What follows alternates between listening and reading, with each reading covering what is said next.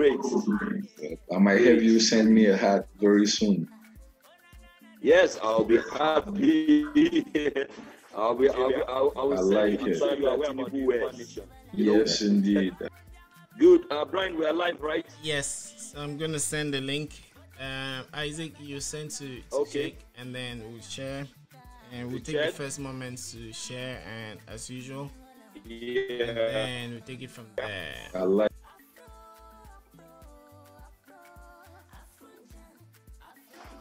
Okay, I sent to Isaac. Isaac, please forward to Cheick. The link and send to chat.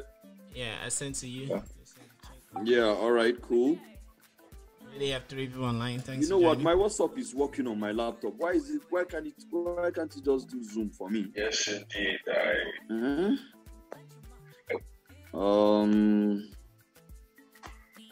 All right, cool.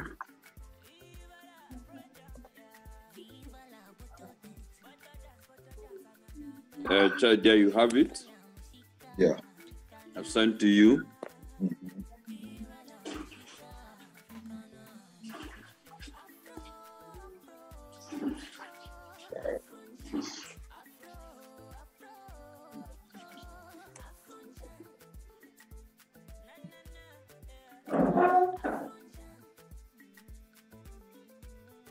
So to those who are joining, thanks for joining. Please feel free to put your name, to comment with your name, your location, so we could do like warm shout outs before we start. Now we'll be sharing the links. Please share as much as you can, and once we have a couple of people join, then we'll start.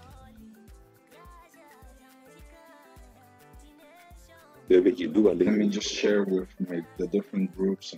Okay. Yeah, here to our show, Topoh Spaces. Chet, we are happy to have you here. It's a pleasure. The pleasure is all mine. Since yesterday, Pleasure is all mine. Little bit in chat. We've had an eye to that. We are, even though whatever is going on there, we're still happy that no life has been lost. Cam is back as far as information reaching us. At least the whole city, the whole country is in camp. No any violence, so that is a good. We would like, first of all, to understand who you are, Mr. Chet. You take some time to tell us about yourself. We are concerned about your humble beginnings. This will give our viewers a good understanding of your perspective when you begin to talk about what you do best, politics. So tell us, who are you, sir? My name is Cheick Oumar Doumbia, and I'm currently the president of Youth for Change Africa, which is an organization that's spread over 36 African countries, aiming to maximize the participation and contribution of the youth into reaching development goals. So we started this, let's say, venture back in 2013 with an idea that said that young people could contribute. But as we all know, in our African countries, emerging innovative ideas is quite difficult because we are on a continent that's typically conservative, and that's all about his tradition and his culture. So when we first gathered, we started with what Youth for Change Mali started for Mali, but on the long run, some others or young leaders over Africa thought it would be a great idea to expand and have a continental agenda. Okay. So that's what we've been doing for the past 5 years.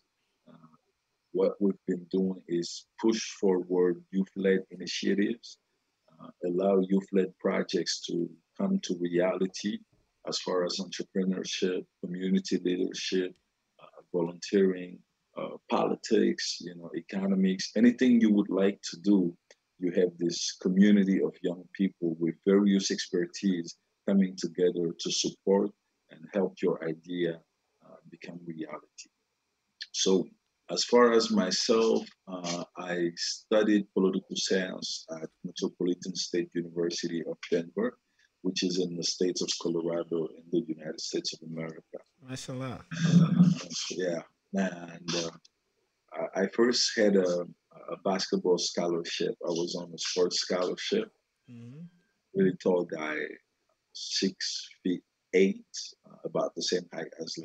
LeBron James. But at some Wow. point, I've always been passionate about politics. But um, and one day, I think my great chance came from a situation that happened in Nigeria, a 2013 Bring Back Our Girls situation. I know you remember. So at the time, I was part Yeah. of what we used to call ASU, the African Students Union on the Oraria campus. So we did held a rally where we talked about the situation Yeah. in Nigeria and what we could do. So from there, I started being contacted by various non-governmental organizations, by political parties, saying that I might have the talent they just might be looking for, and if I'm willing to put in the work, something great might happen. So for about 3 to 4 years, I've been the youngest coordinator of the African Leadership Group. Wow. I've been a political operator for the Republican Party. Oh, I know a black mashallah. Republican. That's really, really rare, but I am Republican. Okay. And from there, at some point in around 2016, 2017, I decided to come back home. I wanted to contribute Good. to the well-being of my country. I just thought that Good. we could accomplish. Yes, I'm more Isaac, we're having difficulties hearing you. Maybe you could just louder. type in the chat. Yeah. Isaac, we have issues like hearing you, so Sheikh is proposing that you can use the chat. Is it okay now? Okay, sorry, Sheikh. Hello, I can. Yeah, okay, good. Yeah, it's a bit better. Okay, sorry, go on, Sheikh. So yeah, from that point, I decided to come back home, and all we've been doing truly is community work. We've been organizing conferences, organizing trainings. We've been creating volunteering space for causes.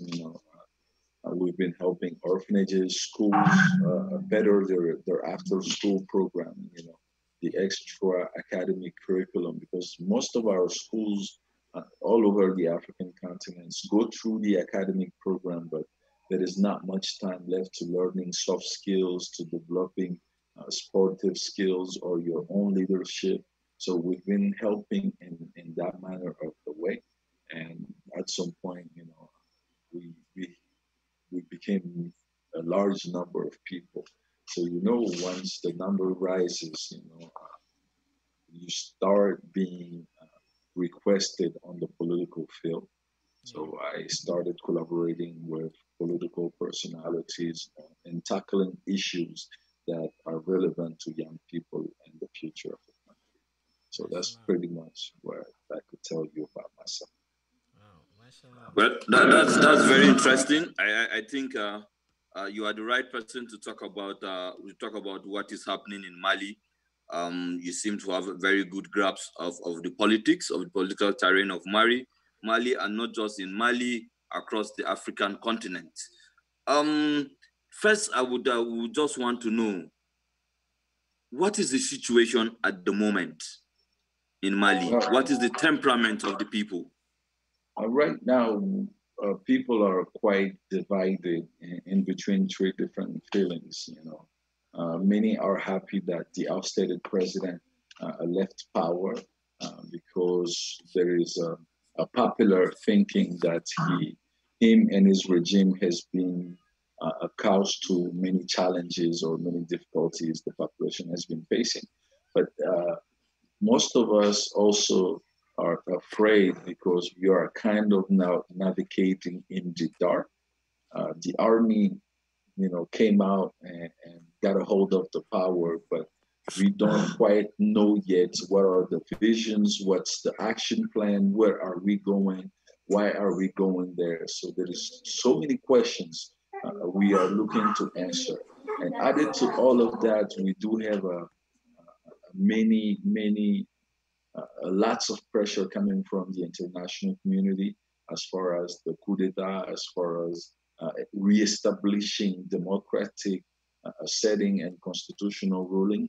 So people are divided in between a sense of liberation, fear for their own future, and a sense of revolution as far as standing up to the international community. That's right now. That's the climate here. Mashallah. I think Isaac, you have to unmute yourself. Oh, sorry. Yeah, anyway, thanks, Cheick, for that summary. Yeah, Isaac is unmuted, so Isaac, please go on. Yes, so these are young people, the officers who would I say have overthrew the government. I'm told that the leader of the group by name Colonel Malik Diop, who led the coup, is just 25 years old. Yes. So yeah, and I think even the other two, the spokesman who has come forward, and also Colonel Goat Asimi Goti, if I'm correct, who is now the chairman of. Am I correct? Yes, you're correct. Yes. So my thinking is that these people are all young men. Are we comfortable that they have the capacity, to deliver on their promise of moving from the military junta and handing over to the civilian regime? Can we take their words? To me, Mali is a country where we've seen several coup d'etat happening. This is actually the second one in the past 10 years. So there is always, every time there is a holdup, every time the power is overthrown by the army, you would hear that famous promise of we will hand back the power to civilians. The major question here, in my understanding, is not if we can trust them or not, is that they have to actually give us a plan. So they did say since the very first night that yes, they will hand back the power to civilians, but how and when is the question.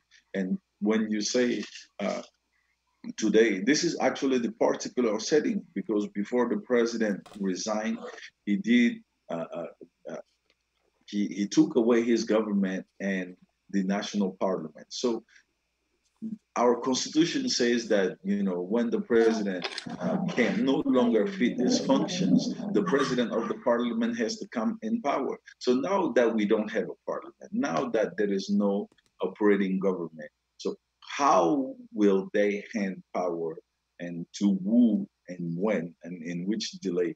Those are questions they need to provide specific answers to quickly, so we can start thinking and judging based on what they're saying. But just affirming their free will of saying yes, we will hand it back. It could be tomorrow, but it could also be in 100 years, and that's really not something we can work with. So now it sounds as if we don't have so much that the people of Mali do not really know what these guys have on their chest. Their cards at the moment are closed. I would ask this question just so we get to understand if there is a chance. Is there any information about these guys before now? Like, do we know who they are in terms of character? We have very little. If they've not put out any agenda. Very, very, very little information. As far as the spokesman, he was in a position as far as the Air Force, the Malian Air Force, because it was the second commandant when the power was going. So him, maybe we do know a little bit, but the chairman himself, which is Colonel Goita, he was leading a very discreet unit. You know, this is the commandant of a very discreet and special unit. So there isn't a lot we know about him.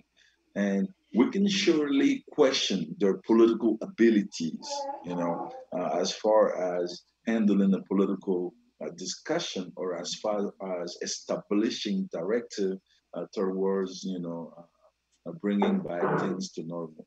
But one thing that we've seen, they differently from other coup d'etat, these people are not so media friendly. What I'm saying is, it's been 3 days and we've seen them in front of camera only twice. So it's not like usually when we have a holdup and every hour or another hour you hear a declaration here and there. They seems to be really discreet, which could be a sign of maybe they worried, maybe they thinking about a plan, maybe they working on the plan, or maybe they just don't know what to do. But as I told you, the Malian people are navigating in the dark, so there isn't much clear, there isn't much information about that. Uh, Brian, yeah, this when is I a bit. checked, Okay. yeah, when I checked around, there were three like main people. Uh, one studied in France, and whenever issues concerning Africa emerge and people hear France, they see it as a like an anti-pattern. Like it's some of those things that, like, I mean, actually a pattern. And but what fascinates me is that two of the leaders studied in Russia. So can Yeah. you please expound a little on the relationship between Russia and Mali?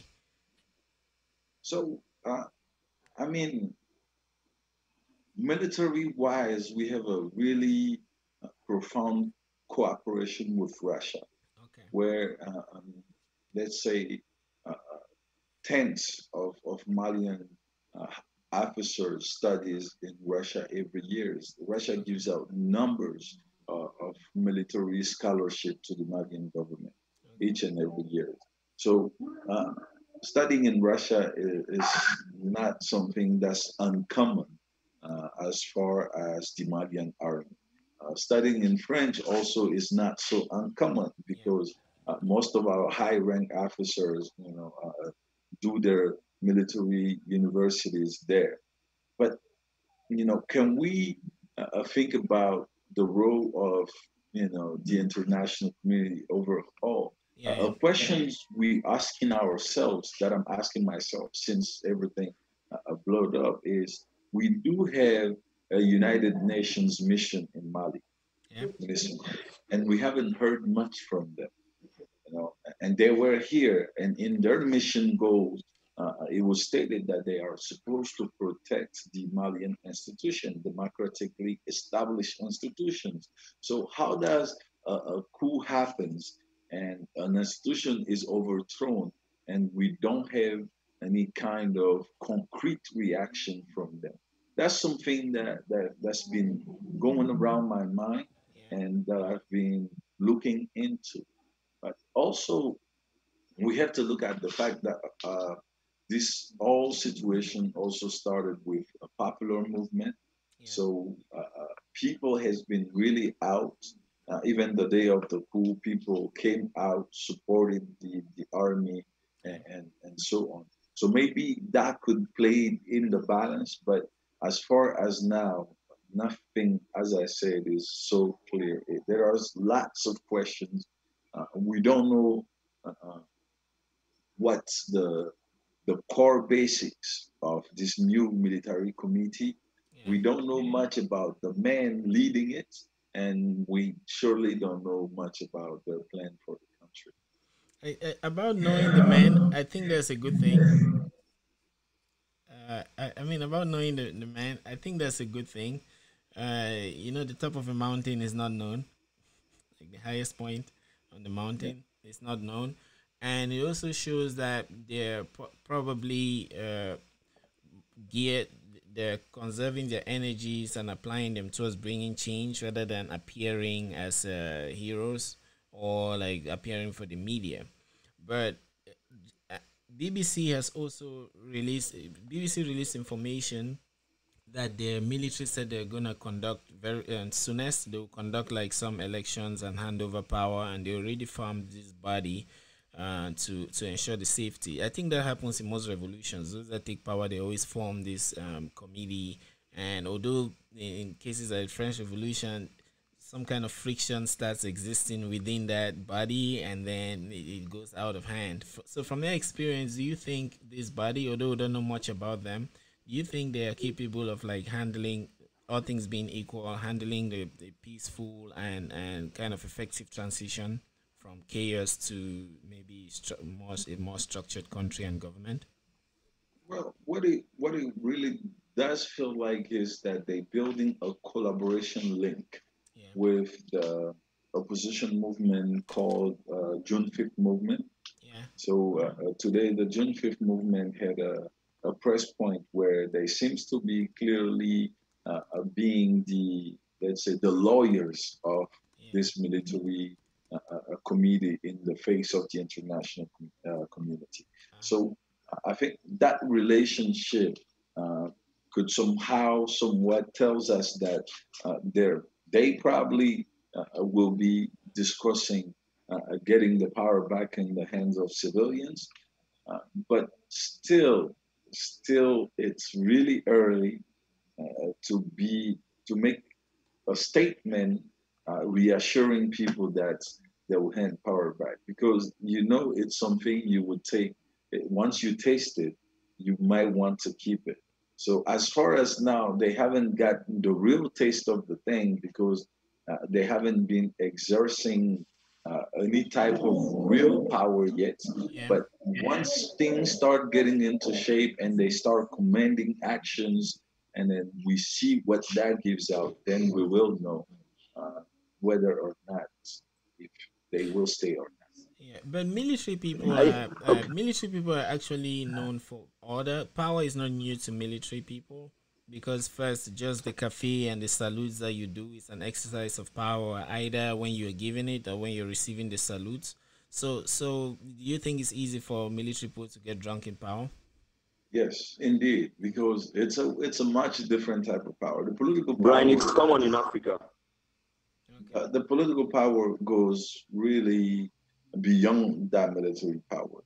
In Okay. fact, the political power leads the military power in normal times. Yes. And it also includes the political power also includes various different type of commandment. So once you step into that arena, Yeah. you start to envision things differently, and that's normal human nature. You know, it's not quietly a weakness, but once you have the ability to influence and impact the destiny of a large number of people, Yeah. you might start to feel different about yourself, and that would happen to anybody in their position. But we I just mean, hope that they would I keep it. mean, check. Yes. I Okay. mean, check to even add to your point. I Mhm. mean, by the time being in the military, serving in the military in the barracks is different from Mhm. taking political power and being in full control of the resources.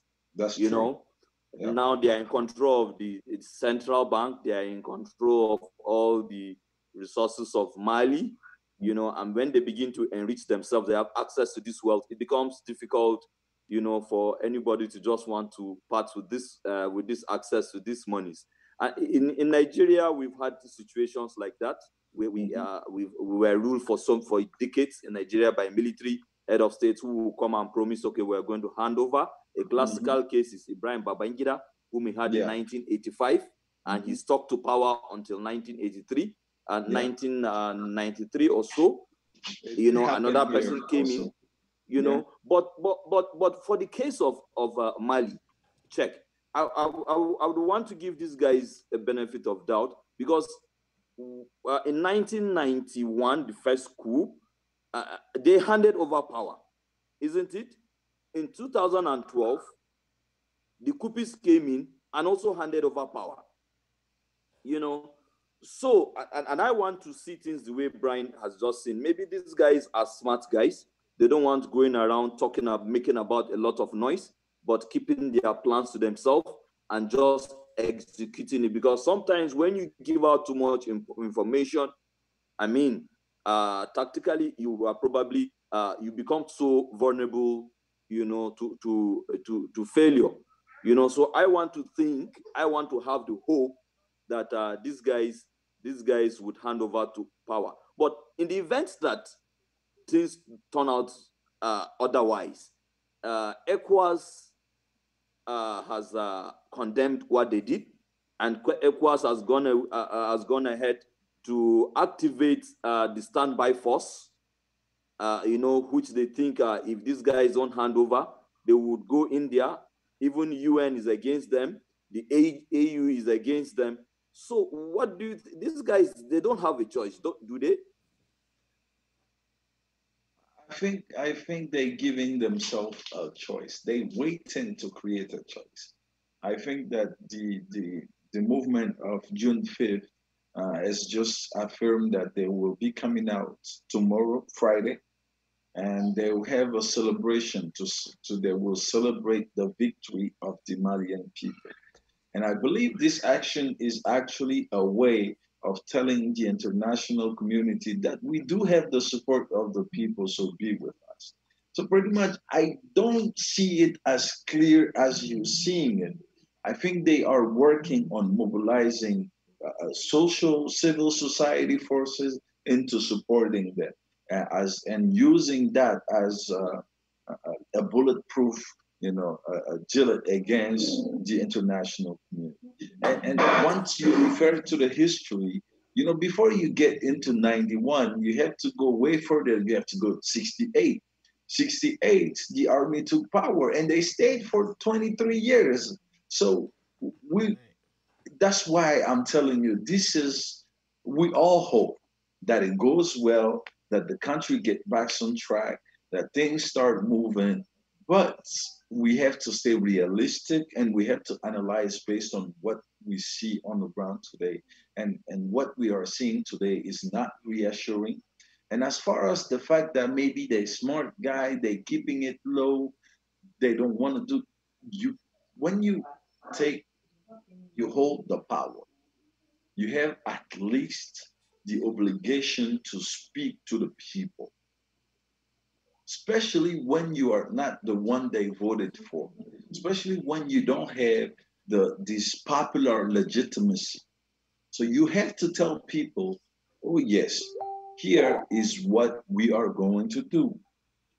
Here is how we are going to do it. And I don't think that is going around playing the hero, but that's it's a formal necessity. It's quite necessary that today they tell us what we are doing and why are we doing it and how are we doing it. If the people don't have that information, if they keep people in the dark, if the international communities keep pushing, keep pressuring, and sanctions keep falling, I think that in the next 10 days, we might find ourselves in the Egyptian type of situation where a revolution is overthrown by another revolution. And that's something they need to look at because it's quite possible. And they need to understand that collaborating with the old politician could also be a source of problem because young people here today are very decisive Yeah. on the fact that they want to hold the destiny of their nation. Yeah. So we do, and I myself count myself into that group. We don't want the same crocodile back in power. So if they start by collaborating with them, and an action they actually did, I think yesterday that was really disapproved, is that Colonel Jiao went to meet with Imam Diko, which was the moral authority of the empire, the June 5th movement. People were okay with that because we are looking for change. And for that change, we are looking to separate the political power from religious actors. So we want them to understand that what they did is supported by a large amount of people because we hope that there will be the door for change. So they need to be careful in trying to be too tactical, getting protected from the international community. You will probably somehow get the people on your back, and you found yourself into two fighters, in between two fighters. So that's what I'm looking at based upon. Yeah, mashallah. And just to follow up on that, uh, so these leaders, as they have taken over power so far, and is there any? Yes, we have not heard from them, but and it could be a tactic, like you said, to merge with the public so that the international community should see what's going on. But the international communities, all of them are disapproving that that's not the right thing to do. And there's a question that I'll ask from Loretta that connects to what I'm trying to say. Do you think it's proper for these countries to say, well, two questions, to say that yes, what the Malians did is wrong, even without putting on their shoes? Because in Africa, we often say that you never know what is happening to the person putting on some shoes. Maybe it's tight and pinching him. You have to put it on first. So these leaders, international leaders, who are saying that that's wrong, do you think they are saying that to be politically correct, or do you think that is the right thing to say? Well, you know, you have to look at it in a way that uh, it's the shoe is okay. You need to see from our angle in order to decide. And that's where I would say, well, pretty much, okay, don't put too much sanctions on us because, the people don't need that. But at the end of the day, I think Mali also has been a really unstable country, Yeah. and instability in Mali has been truly costly to our neighboring countries, and people are just trying to protect themselves from what could come out of this situation. Okay. So anyhow, 2012, this huge jihadist movement ended up founding themselves in the north part of the country because the constitutional state wasn't there anymore. We were living in disorder. We we lost a huge part of the country. About the third of the country was lost. And because we lost that amount, because so many terrorist groups got the ability to install themselves in that zone, Burkina Faso, you know, and so many Mauritania have all got some, let's say, have got touched by the issue. So today, people are looking at themselves. I don't think what they're trying to do is really about saying, well, we are a superior authority, so we will just say what the. No, I think it's more about, if we don't fix this quickly, it might catch up to us. And I think that's been a clear speech by Nigeria's president, Isufi, who has always been saying, well, you need to fix this quickly because we are suffering from it too. And, and I think that whether people want it or not, we are condemned to only one thing. That's the truth that our states depends on one on the other. You know? And we have to look at things from that dimension. That today, you know, the people of Mali uh, may see the outstated president as an issue, but there are a bigger issue, which is maybe the terrorist group led by Yadagali and the terrorist group led by Amadou Koufa, which is also they are also a threat, and that's a threat we don't know where to find. We knew where to find the president, and we knew how to just seize him and take him out of power. That was easy. But how about the other threats that are within the situation? And how do we make sure that it doesn't become the 2012 situation where, while we are trying to figure out what to do with the power, terrorist group or other rebel groups gain more space into the country and reinforce themselves? So those are things we need to be looking at. Okay.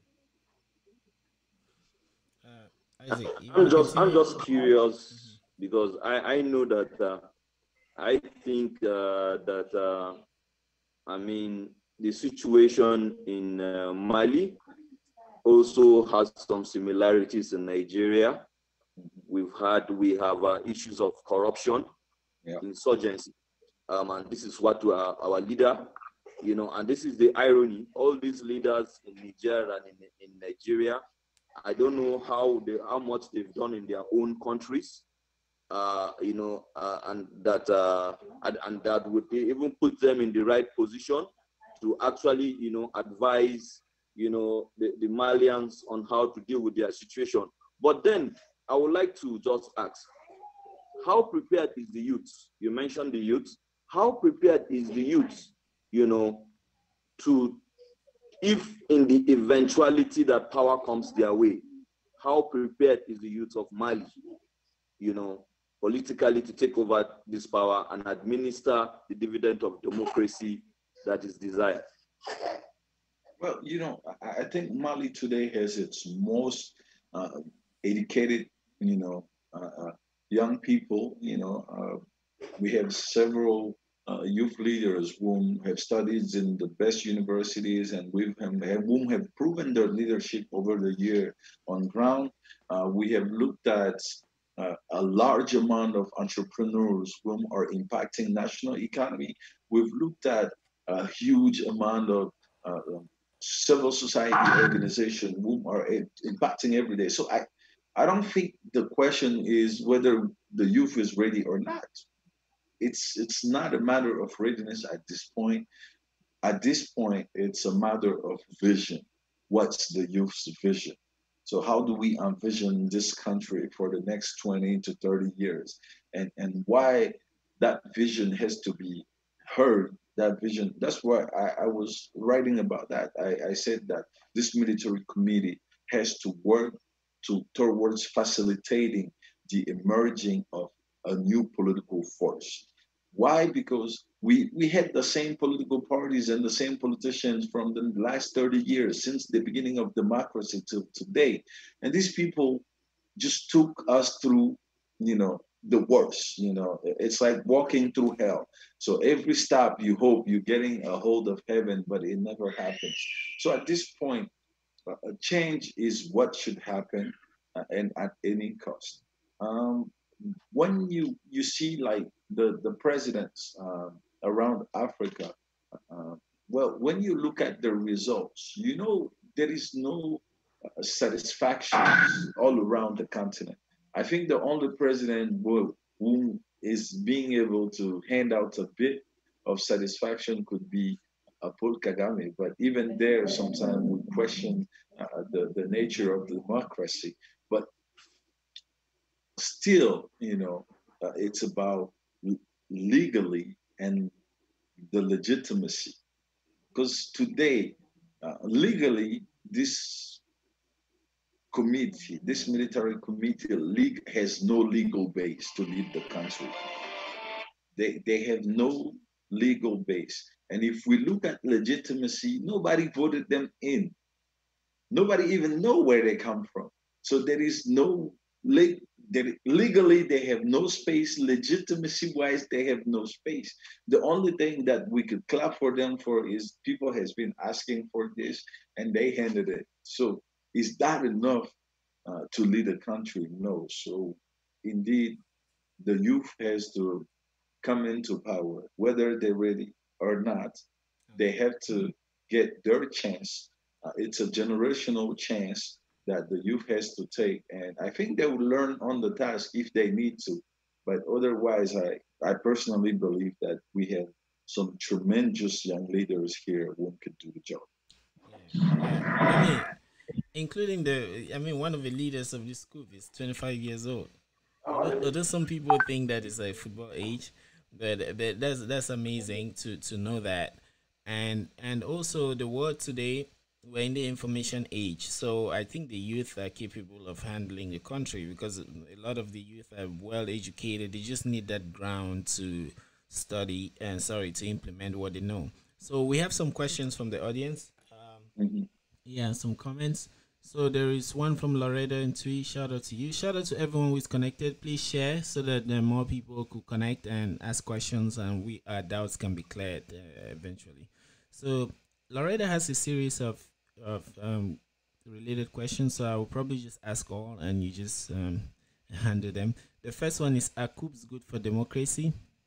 The second is: Could the coup spread beyond Mali? And the third is: Could the coup worsen an already dire refugee crisis? So indeed, coups are not good for democracy, and we don't even have to debate that. Could the coup spread beyond Mali? I am sure that if the international community does not make sure that they handle this situation properly, in the next month or two, we might see things happening in Ivory Coast, in Senegal, and in Guinea. That's something that could happen because it's already inspiring the young people in these countries that maybe we should do like the Malians, we should get rid of them.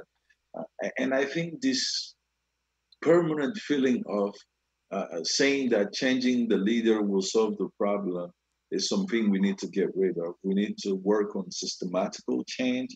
We need to replace the revolution by evolution. So uh, just check the two words in the dictionary and you will see the difference. We do need evolutions. We do need change. But sometimes we can't just have that change by clinking our fingers. It doesn't work like that. We can't just overthrow a power and say, well, things are better now. I think that's some type of political immaturity. And behind that, when you talk about the refugee crisis, Yeah. I am sure that there would be there will be consequences that way. There will be economical and humanitarian consequences. And that's where maybe we are telling ECOWAS that they need to look at that and make sure they don't put us in a spot that's too bad for us. They need to look at the humanitarian reality of things. Just to follow up on that, yes, the question about democracy. First, there is a follow up question: that is democracy really suitable for a country like Mali? That's from Aisha Drame. Okay. Aisha Drami. Yeah, Um, can you repeat the question, please? that Can't read it off here. is. Let me pin it. Yeah, I Mm. pinned it. It says, "Is democracy really suitable for a country like Mali?" Well, it could work. It could work and it should work. Why should it work? Because I have to take you back in history to answer this question, but Yeah. the Malian Empire back in the 13th century was one of the very first democratic states on earth where power was organized, elections were held, and economy and finance, everything was well organized so that, we could have a well balanced state. So, yes, democracy could work for us. Why isn't it working if that's what interests her?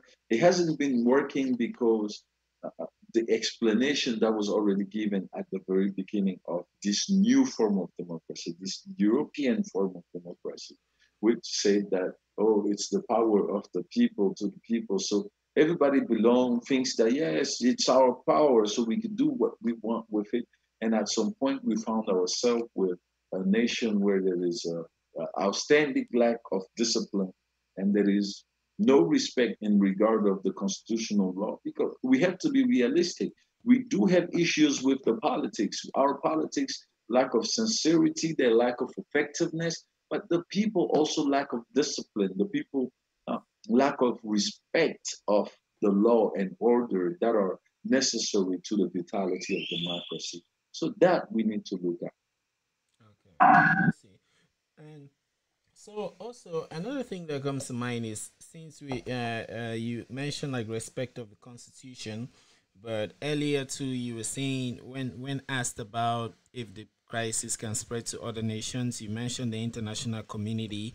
That echoes to me a kind of reliance on the international community, and that's very normal in African countries where, if we really have to look into the context, you see that we rely a lot on international communities, and that as a whole makes us as Africans very very weak in terms of like implementing suitable actions and events that will bring about change. But now There's this saying that your neighbor will never come and develop your house. You'd have a neighbor, and so all these countries are neighbors, no matter how far away they are. I could be in the United States, but technically speaking, in space and time, you are my neighbor back in Mali, although you're very far away. So if we are relying on these international communities, then we'll be relying on our neighbors to come and help us change our homes.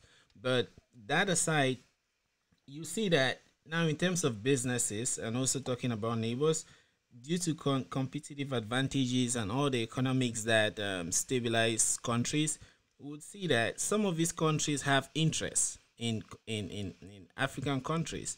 And history itself can prove to us that there was a time when these countries, the bulk of them forming the UN, came to our continent, enslaved us due to imperialism, colonialism, all of those things. And then today they're part of a community and we wholly trust them.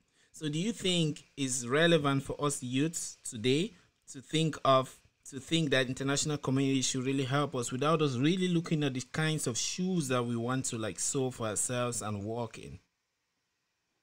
I think at this point, what I'm pretty much saying is that, when to me the international community is who's right next door. Okay. Maybe we're talking about the neighbor, but I'm talking about right next door, Okay. uh, and that's important. And something else is that in that whole geopolitics, the geopolitics setting of things, Yeah. Mali has a particular state for very various reasons.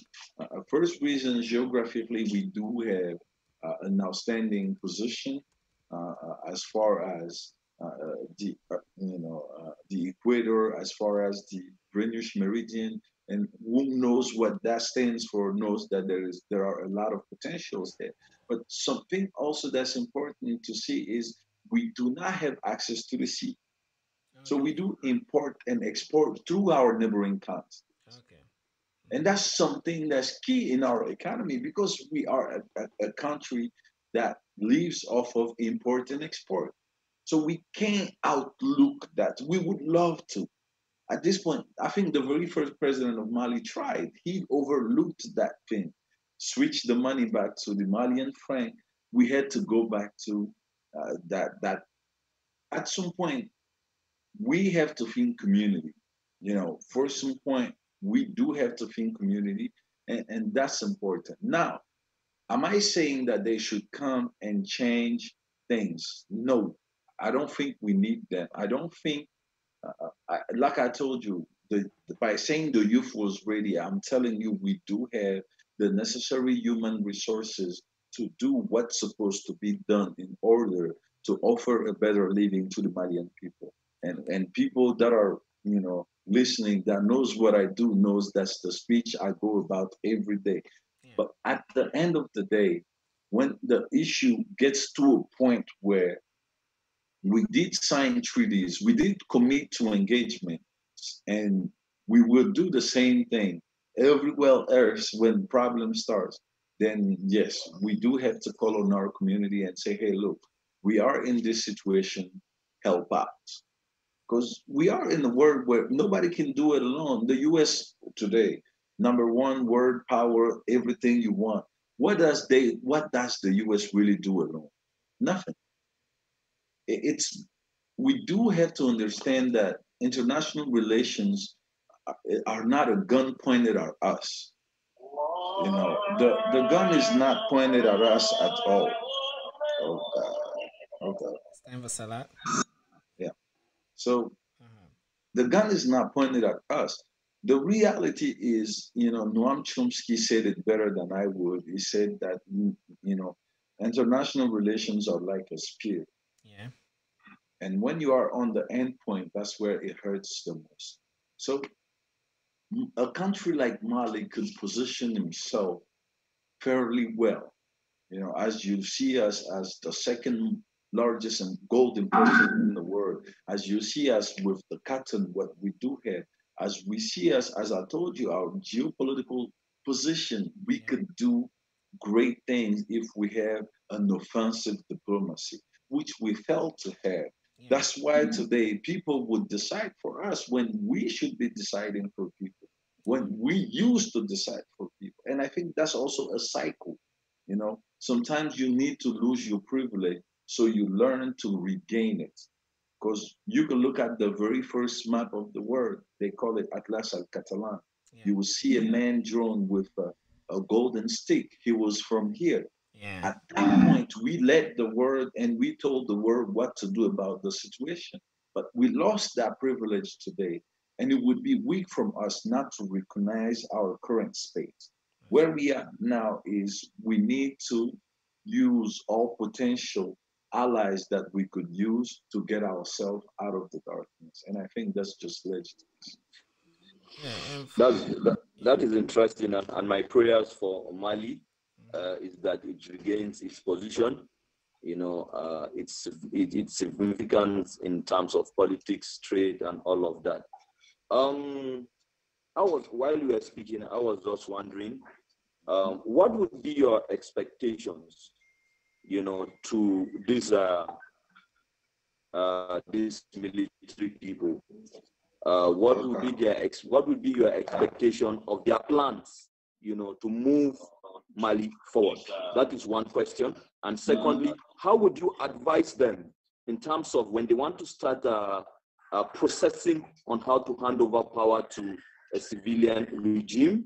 How would they be able to avoid, handing power to these old politicians who have been looting and relooting the economy of Mali? Because and keep in mind, your answers are also beneficial to all of our other African countries, like where I'm sitting right now, Nigeria, and I'm sure even Brian Paul Dia has been there for 27 years. I'm sure he he would want to see a change too. Yeah, I want to.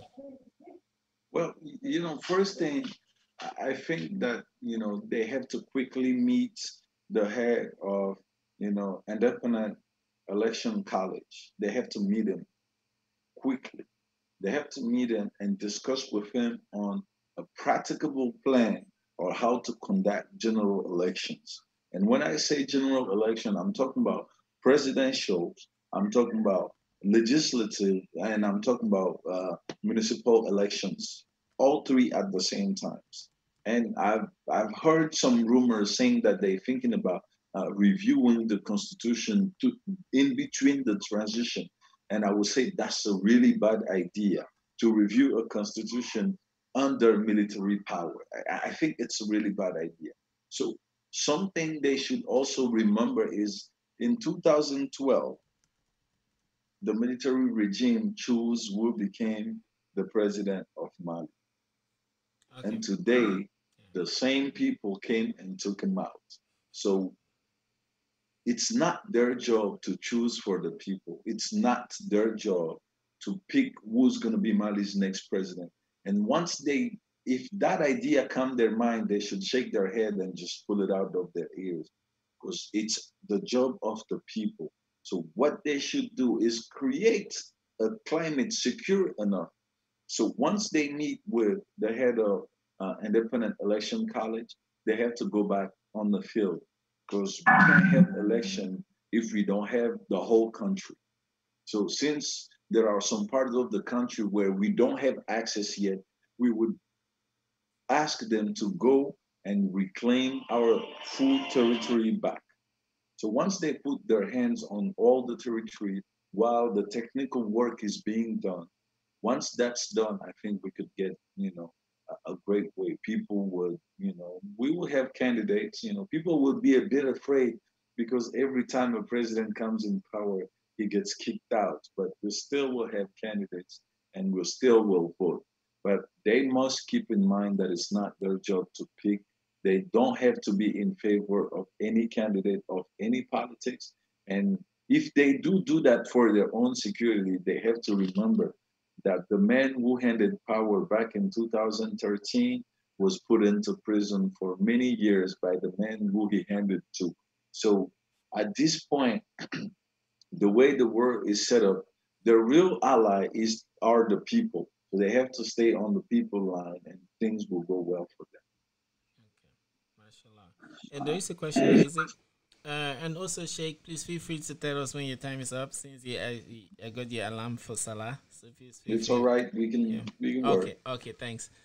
Um, so Ephraim GK says, can we really talk about democracy in most of these failed states without strong institutions, an independent judiciary, an independent legislature, and above all, the executive not having the feeling that they are above the law? So sometimes people analyzes the political setting of Africa based upon realities that are not African realities. And once you do that, you get into a very quietly ungrateful position where you can't figure out what to be appreciative for. We are not in the United States, we are not in France, we are not in Belgium, neither Germany. Yeah. Why am I saying this? I'm saying this because the United States was independent till the 1700s. Hmm. And those are countries who've been through everything we're going through now. You know, Yeah. didn't the Civil War happen? Didn't the Great Recession happen? Wasn't President Kennedy killed in France? Didn't the French Revolution happen? Yeah. How many times didn't the Bastille was taken in Germany? Wasn't the world of Berlin? Every single country that today we are losing using to measure our democracy been through things we are going through. So now we have to be smart enough to look at what do we have that works, and from that we have to look at the processes this country's been through and take the shortcut because we don't have that much time. So now I think democracy is great for Africa. We don't have a choice because if it's not for democracy, you and I wouldn't be here sitting and talking about this, especially not under a military regime, because we would have our mouth shut to ourselves. Democracy is good and we should fight for it because it allows him himself to ask the question he asked. Democracy is good because it allows the people to participate in the process of choosing who speaks for them and in the process of the decision making in their name. So that's just a natural due, that the ability to contribute to our own society and to the decision making. Now, do we have lessons to learn? Yes, we do. Do we have mistakes to correct? Yes, we do. So we should focus on how to do better. I Okay. think the very main focus should be how do we do better? Now, not can it work? Will it work? Should it work? We need it to work. So how do we make it work better? Yeah. Is where I mostly think Yeah. is the question. Okay. And okay, so now, and on my part, there is this confusion I've been having for so many years now. That's the difference between like realism and idealism. So like I like the realistic point you have put right in our faces, that it's not about shoot, it's how like we can make it better, and that's a very realistic way to look at it.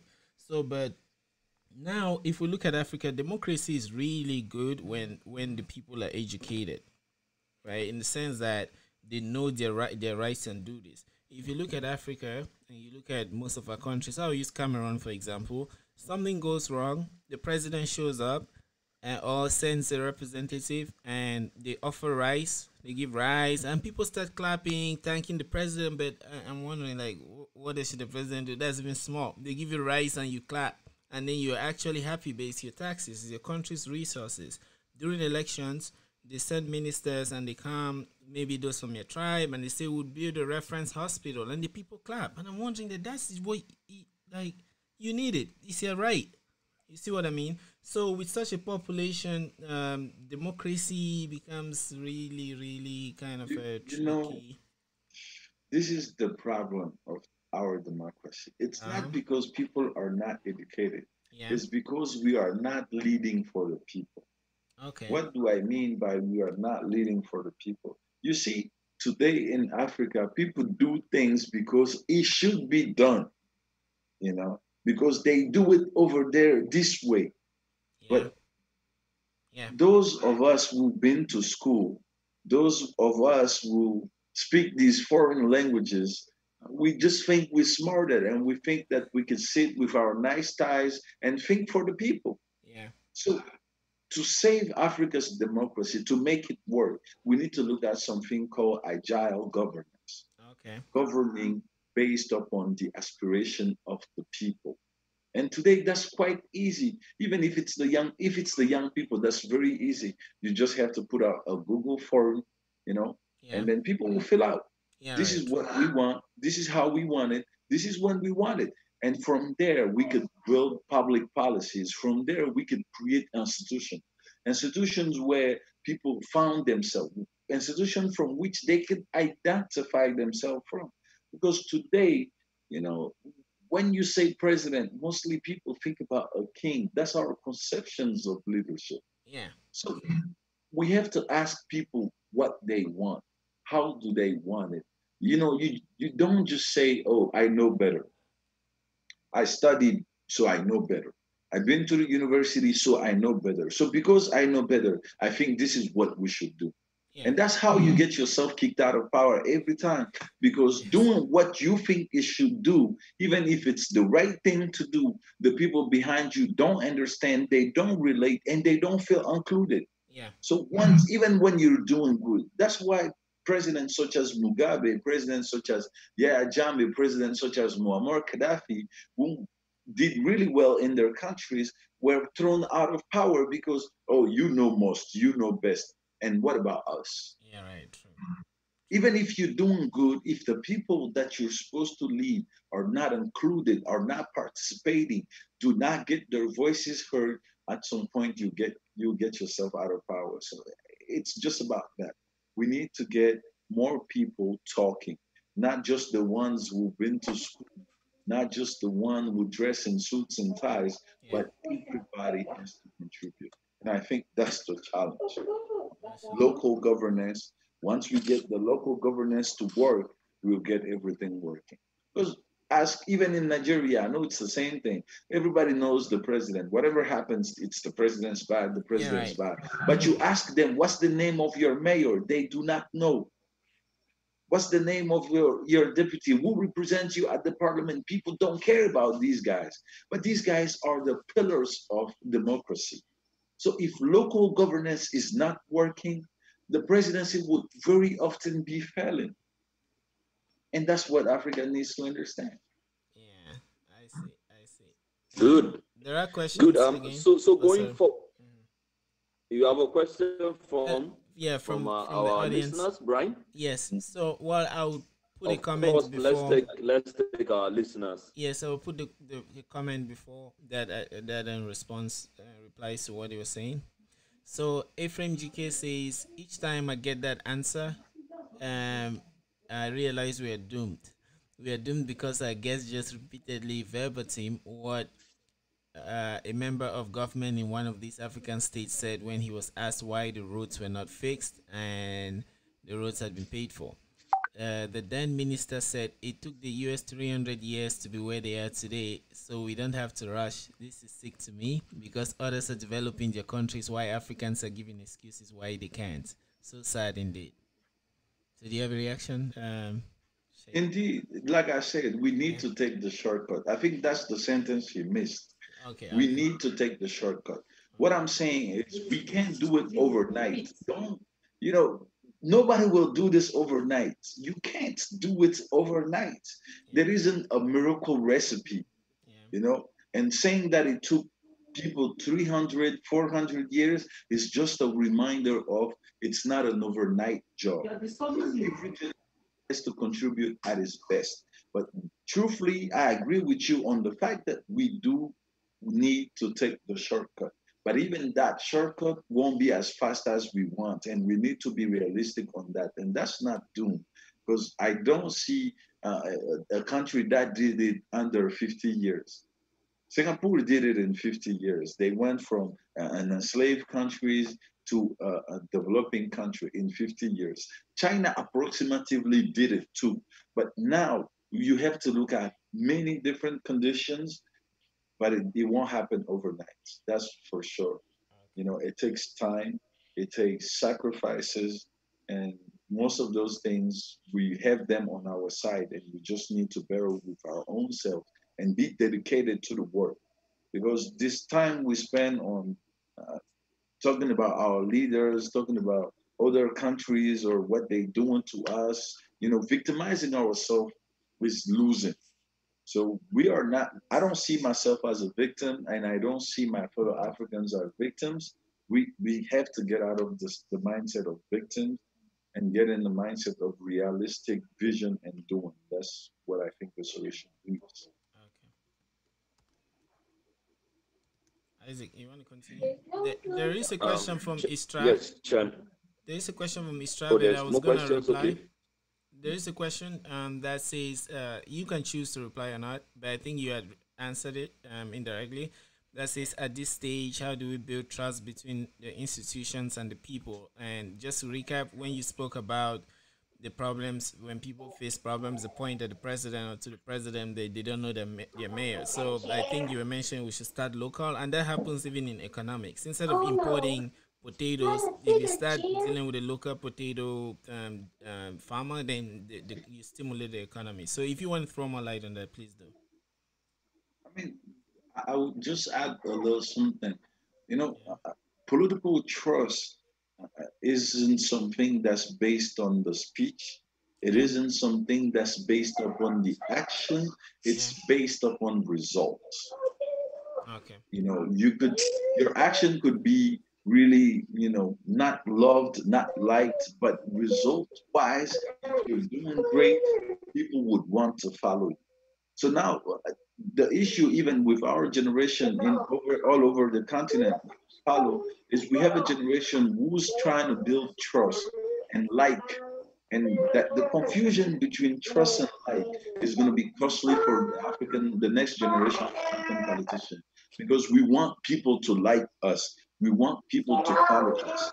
But there is a difference between the guy you like and the guy you want to follow. Yeah. You know, Yeah. uh, Kagame is the right example. I don't think people really like him, but people do want to follow him because he gets the job done. Yeah. So once you have results, people will follow you. But if you are worried about, gathering people, have their mind under control, and have them follow you, you would go the wrong way. So the right way is getting the job done, proving yourself through results, Yeah. and things will come your way. And I think results are the key to that trust in between institutions and population. Results. Mashallah. Yes, I think Check, you have spoken a lot. You have told us a lot of things about Mali and what needs to be done, not just for Mali, but for the African continent. So I would like us to begin to take the lessons now for me. I mean, let's look at the last 10 years, or let's say since 1991. What are those things that Mali has gotten right? I mean, even if it is a drop in the ocean, what is the thing that you think that Mali has gotten right, that you think it's good, it's good that it is preserved and built on, that you think that even these copies can also build on that? There is a song from a black artist called Nina Simone that I like a lot. That's called "Don't Let Me Be Misunderstood." And in the song, there is a sentence. She says that, when things go wrong, we see everything wrong. And I think that's been the case of Mali, and it's been the case of many other African countries where things are wrong and we see everything wrong, but we do have things to celebrate. And Mali today, in the as far as we talk about our economic community, we are the third best economy in our region. Well, third best economy. We've made a lot of progress as far as even army wise during from 91 to now. We've made a lot of progress as far as the percentage of people whom has been in schools or educated, if you like. We've got a lot of progress, as far as infrastructures, roads, access to certain basics, electricity and so on. It's still not enough because we have a growing population, one of the fastest one on earth. Mali's growth rate is is a little bit around 4.6%. So there would be this difficulty to capitalize results, but the different administration did have impact, and its impact we often forget to celebrate and to capitalize on. So yeah, there are progress in every different sector. Whether maybe it's not enough, but we are progressing, and we should take that into account. Yeah, okay. Thanks, Sheikh. There is also another question from Aisha Drame. That how could we make Mali a self-sufficient country? How could? How could we make Mali a self-sufficient country? Well, Mali has above 70% of his resources from agriculture, Okay. and I think that's where it happens, and with all the gold we have, we shouldn't even ask this question. So I think today, I was working on a document today, and I suggested that, instead of working with these large, gold mining companies, maybe we should give a chance to our traditional miners, Yeah. that the state Okay. should work with them in order to work towards a national golding company that would be able to do things, a more modern way. But we should start small, and we shouldn't be ashamed of it because we could get great results from it, and then we don't even have to share percentages. So what do we have to lose? Uh, Also, agriculture is key. We have to become agri. We are a green power indeed. And we need to exploit that. And our young people need to get out of this maze of I should be in an office and I should be speaking in the front of a crowd, and get into what's necessary for the country and what works best for the economy, which is agriculture. So agriculture would be key into that process. And I think that we should have more technical, or agricultural, technical, and scientific schooling establishment oriented. Um, like I was telling people, this seems really, it seems so idealistic, but I said in a country like Mali, there is no point of going to school for 12 years and you have no competencies at the end, because when you have a high school degree here, there isn't a lot of things you could do. So why don't we get people work ready? And because we know we have a huge amount of need of human resources in the agricultural field, why don't we invest into that, whether it's humanly, whether it's resources wise? And I think that's how we will get out of it. We'll get out by, using agricultural, our rice, our cotton. We'll get out by making sure that it's us ourselves, whether even though we have the smallest means ever, that we are mining our own gold, with our own ways, and we'll grow. We have to trust the fact that starting small with what we have will take us further than building on other people's power or other people's resources. I think we've been really jealous of what people have, and that's been the most costly thing in the process. We need to stop it. Thank you, Cheick. I think you have dealt a lot with these issues, and we can spend the whole day talking with you. It seems very interesting, very easy to talk with you and understand your perspective. I would like to say that we want to have more of you here in Topoh Spaces, so that we continue to talk about these issues as things unfold in Mali. I have a positive feeling about these guys, and I want to just feel that they would do something good. Aside from that, Hopefully. I just want to say yes. Hopefully. Good. Hopefully. Aside from that, I just want to say, is there anything that you want to say that we have not touched on that you really want to put out there? I mean, so you just put it out before we go. Well, I think if there is one thing I should say is that the African youth must get out of the spirit of victimization. We must start seeing ourselves accountable for what happens to us and know that it's our duty, whether even if it's not our fault that we are into this situation, it's our duty to get out of it. And we must be bold, we must be innovative, and we must be really intelligent into finding our way out of this issue. There is no absolute truth that we have to keep going at it because we should put all of our hopes on ourselves. And that's what I wanted to share with the youth. And I want to thank you too for this amazing idea and for the opportunity to exchange with you and our followers.